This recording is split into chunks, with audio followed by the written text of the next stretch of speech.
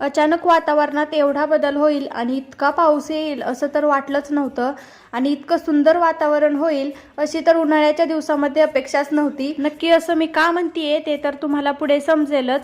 आणि सकाळी सकाळी सगळी कामं आवरून झाली की मोकळा वेळ मिळाला की आपली काहीतरी कलाकारी दाखवल्याशिवाय तर काय आपला हात शांत बसू शकत नाही।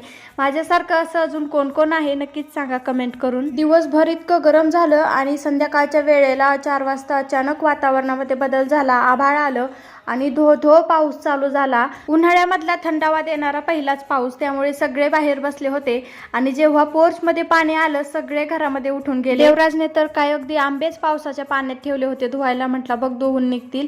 आणि हा कोंबडा अचानक लक्ष गेलं तर मनसोक्त पावसाचा आनंद घेत होता। म्हटलं चला आपणही थोडासा पाऊस एन्जॉय करूयात। आणि त्यानंतर इकडे बघा या चाफ्याच्या झाडाला इतकी पांढरी शुभ्र आणि छान छान फुले दिसत होती। त्यांना पाहून झालं की आता पाऊस येतोय बाहेर, मग काय करणार, तर इकडे कणगी बरेच दिवस झाले आणून ठेवलेली त्यामध्ये गहू भरून घेतले।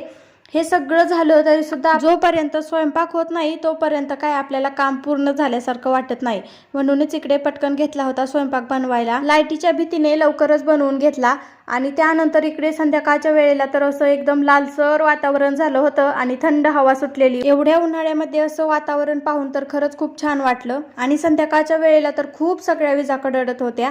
चला तर भेटूयात उद्याच्या ब्लॉग मध्ये, तोपर्यंत बाय।